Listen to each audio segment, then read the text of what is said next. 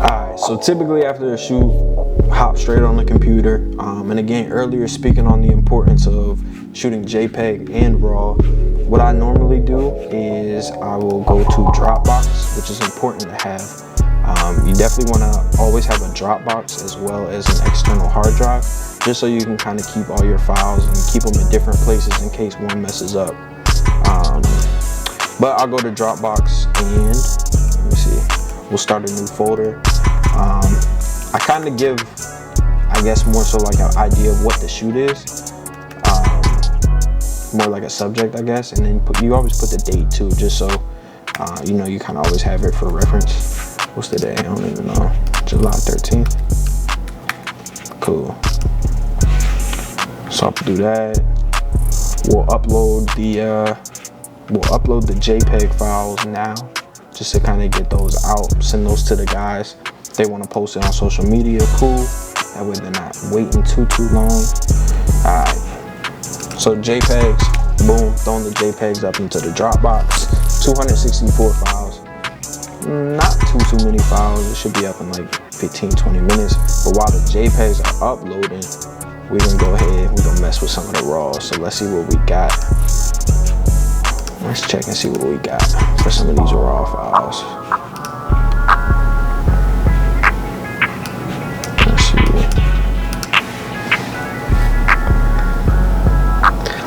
I'm gonna be completely honest with y'all. I love social media. I post probably once a day. So I always look for at least one that I like, that I'm gonna edit real quick. I throw that one on Instagram, and then I kind of keep pushing with the other ones, but I always look for that one first that just kind of like stands out. Let's see what we got. Nah, I don't like that one. What do I like? Okay, these are pretty cool. These are pretty sweet. My son always looks gassed though. That might be the one right there. Now see, a pic like this is cool. I really like it just off the strength of how the pic is. But people want to see action, so I'll probably edit this one up, but I'll also do an action photo too. Alright, so raw pic, no edits, nothing like that. First thing that I do is the white balance. I like giving it like a little tint to it, so I'll check usually between shade or cloudy. The auto kind of does it for you, and I actually like that one. I might keep that one, but let's see what the shade looks like. Nah, the shade kind of gave it like a little yellow lime green tint. I don't really care for that one. Cloudy kind of gives it like a white, maybe like a blue tint, but the auto I actually like that because it gives it more of like a warm tone to it. These over here, the exposure, contrast, all that type of stuff. Typically, I manually do it, but it kind of depends. So I'll auto first. I'll let auto do its thing, and then I'll go in and I change up what I want to change. So usually the contrast I always throw up around 10 to 20, depending upon what I like. Exposure is pretty low. That's pretty cool. The highlights, I definitely like to see the clouds and some of the sky. So I do bring the highlights down. Might drop that a little bit more just to get more of the grayness in the clouds. Shadows, cool. White's cool. Black's cool. The texture I bring up a little bit. I usually put that at around like 3, anywhere from 3 to 5. It gives it like a little grain to it, but you don't ever really want to do that too much. And then the clarity is kind of like my signature thing. I put this up around like 15 to 20. Just because it kind of gives it like a, I don't know, you can kind of see the difference.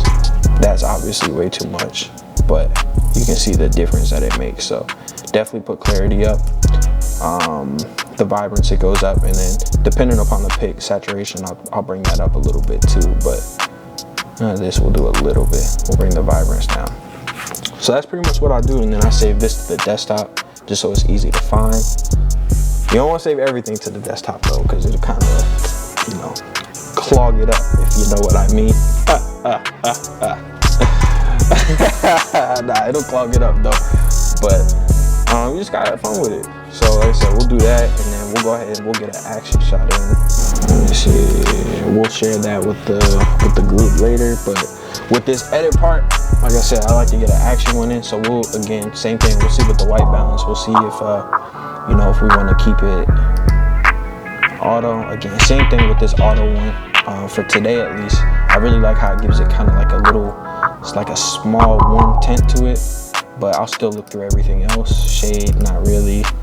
Cloudy, not really. Daylight, I definitely don't like that auto. But play around with it. You find what, you know what I mean, what you like, and you kind of go from there. We'll do auto here. Now see, some of the stuff, same thing with the highlights, how I said I like bringing out the clouds. This I feel like is too much, so we'll bring that up rather than down in comparison to last time. Contrast. We'll keep that minimal this time. It won't be too much. Exposure, I'll bring that up a little bit just because pic did get a little bit dark. Shadows in his face, body, we'll bring that up a little bit. The white, the clouds get too dark. If we go down, you don't want to give it too much up. There we go.